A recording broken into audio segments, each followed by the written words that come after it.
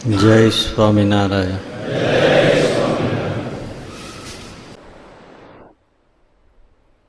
એક વખત આનંદ સ્વામીએ મહારાજની પૂજા કરી. એક શ્વેત ધોતી શ્રીજી મહારાજ પહેરીને બેઠા છે પલંગ ઉપર. મૂર્તિને ધ્યાન કરજો. છાતી કમર સુધી ખુલ્લી છે. આનંદ સ્વામીએ બહુ જ ભાવથી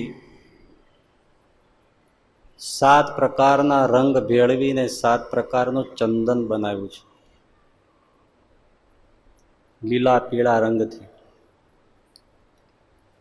અને આનંદ સ્વામીએ મહારાજના લલાટમાં ચંદનની અર્ચાઓ કરી. ખુલ્લી છાતી ઉપર જુદા જુદા રંગબેરંગી ચંદનથી ચાંદલા કર્યા. ભુજાઓ ઉપર ચાંદલા કર્યા, ઉદર ઉપર ચાંદલાઓ કર્યા, સુંદર રંગબેરંગી ચંદનથી. એ સુંદર મૂર્તિ કેવી શોભતી હશે! આવી રીતે ચંદનથી શ્રીજીને શણગાર્યા પછી બધા સંતો સામે બેઠા છે, બસ જોઈ જ રહ્યા. જોતા જોતા બધાને સમાધિ થઈ ગઈ. આખી સભાને સમાધિ, બધા સંતો ભક્તો સમેત. એક મુક્તાનંદ સ્વામી, એમને સમાધિ નહોતી થઈ. શ્રીજી મહારાજે કહ્યું કે સ્વામી, સારું થયું તમને સમાધિ ન થઈ, નહીતર અમે વાતો કોની સાથે કરત.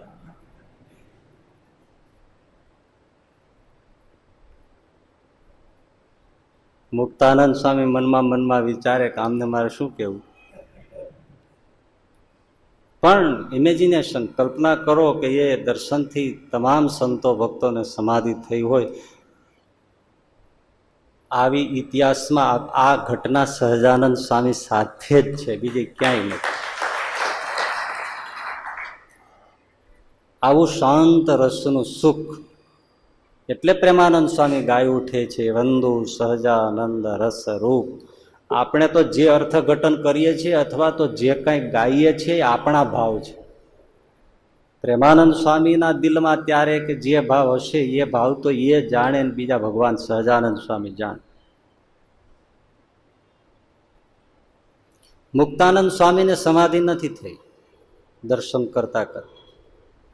પણ સમજવાનું, વિચારવાનું એ છે કે મુક્તાનંદ સ્વામીને શ્રીજી મહારાજે એવું ઐશ્વર્ય આપેલું કે મુક્તાનંદ સ્વામી જેને ધારે તેને ચપટી વગાડતા સમાધિ કરાવીશ. એમને સમાધિ નથી. અને મહારાજે પણ કહ્યું છે કે ગોપાળાનંદ સ્વામી અને મુક્તાનંદ સ્વામી બેને અમે ક્યારેય સમાધિ કરાવતા નથી.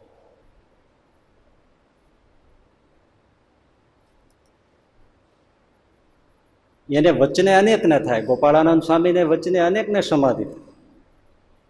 નાના નાના બાળકો સમાધિના સ્વતંત્ર અવસ્થા પામે.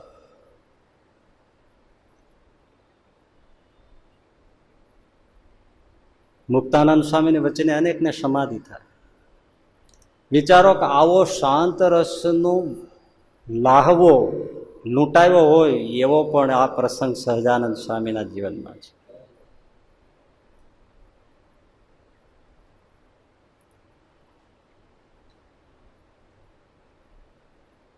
જોતા જોતા બસ શાંત રસ મૂર્તિ કેવી હશે કે સમાધિ થઈ જતી.